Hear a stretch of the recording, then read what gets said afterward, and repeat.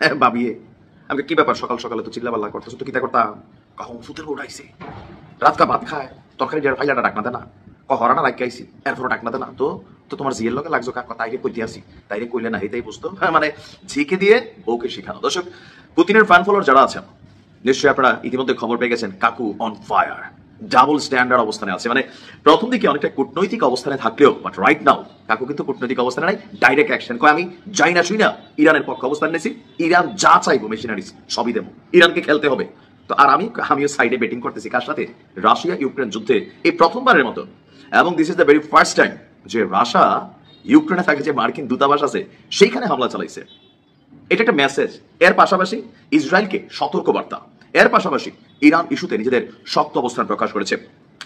ইউক্রেনের রাজধানী কিয়েভে আজকে মধ্যরাতে ভয়াবহ হামলা চালিয়েছে পুতিন কাকু। এই হামলায় 352টি ড্রোন, 16টি ক্ষেপণাস্ত্র নিক্ষেপ করা হয়েছে এবং 10 জন নিহত, আহতের সংখ্যা এই মুহূর্তে আছে শতাধিক। গভীর রাতে ইউক্রেনীয় কর্মকর্তারা বলছে যে রাতের হামলায় আপনার মার্কিন দূতাবাস, যে বিশাল এরিয়া, আমেরিকান এম্বাসি কিন্তু অনেক বড়, বাংলাদেশে আছে দেখবেন, তো সেই আমেরিকান এম্বাসির একটা অংশে আপনার এই হামলার ভয়াবহতা আসছে, মানে একাংশ গুড়াই দিছে। এখন রাশিয়া বলতে ইটস এ মিস্টেক, বলে হয়ে গেছে, কিছু মনে করেন না, মারতেছিলাম ডাইনে পড়ে গেছে বামে। আর যুদ্ধ চলাকালীন একটা দেশে আপনি মানে ভিন্ন কোনো কথা বলারও সুযোগ নাই। মার্কিন দূতাবাসে আপনার কিয়েভের ব্যস্ত শেভচানকিভিস্কি জেলার একটি অ্যাপার্টমেন্ট ব্লকে বড় ধরনের হামলা হয়েছে, আর এই মুহূর্তে সেখানে উদ্ধার কর্মীরা মৃতদেহ উদ্ধার করছে। রাইট নাও ইরান ইস্যুতেও গতকালকে ঘটনার পর যখন সাংবাদিকদের মুখোমুখি হয়েছে যে রাশিয়া কেন আসলে মার্কিন দূতাবাসকে হামলা চালালো, সাম্প্রতিক সময়ে আমেরিকার বিরুদ্ধে শক্ত অবস্থান নিয়েছে। So is there any relation with Iran, বা এটা কি যুদ্ধের কোনো পার্টিকুলার অংশ থেকে একটু স্বীকারোক্তি দিব? জীবনও দিও না। ইরান ইস্যুতে রাশিয়ার স্পষ্ট বক্তব্য যে যুদ্ধবিরতির কথা চালু ছিল, সেই যুদ্ধবিরতির কথা চালুর মধ্যে ইরান যে দ্বিতীয় ধাপে ইসরায়েল গতকালকে যে হামলা চালিয়েছে এটাও কোনোভাবে মানা যায় না। আর উস্কানিমূলক অ্যাক্টিভিটিজের জন্য ইরানের ক্ষমা চাওয়া উচিত। শুধুমাত্র এইখানে না, জাতিসংঘেও রাশিয়া ইরানের পক্ষে শক্ত অবস্থান নিয়েছে। আর সরাসরি সাংবাদিকদেরকে পুতিন বলতেছে ইরান এখন আমার কাছে চায় নাই।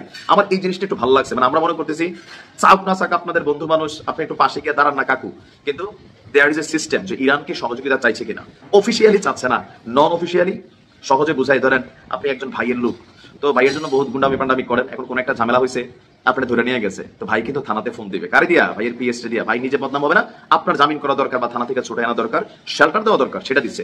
সো রাশিয়া রাইট নাও আমার কাছে মনে হচ্ছে ইরানকে যে ব্যাকআপটা দিচ্ছে on the background is very impressive.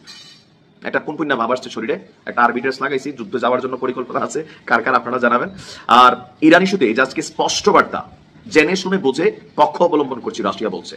কোন পক্ষ? ইরানের পক্ষ। জাতিসংঘ থেকে শুরু করে আমেরিকাকে বলতেছে যে আগুনে ঘি ঢালা বন্ধ করেন। যদি এই যুদ্ধ মধ্যপ্রাচ্যে ছড়িয়ে পড়ে তাহলে পুরো মধ্যপ্রাচ্য জুড়ে যে অস্থিতিশীলতা তৈরি হবে, এর জন্য ট্রাম্পকে দায়ী করা হচ্ছে। তবে মজার বিষয় হচ্ছে ট্রাম্প নোবেলের জন্য মনোনীত হয়েছে। এটা হাইসা নেই নাকি? আপনি হাসতে পারেন নিজ দায়িত্বে। কি মনে করছেন? বিশ্ব শান্তি পুরস্কার, শান্তির নোবেল ট্রাম্পকে দিচ্ছে। কি অবস্থা সারা পৃথিবীতে? শান্তির মাপ আপাতত নাই। তো ভালো থাকুন, আসসালামু আলাইকুম।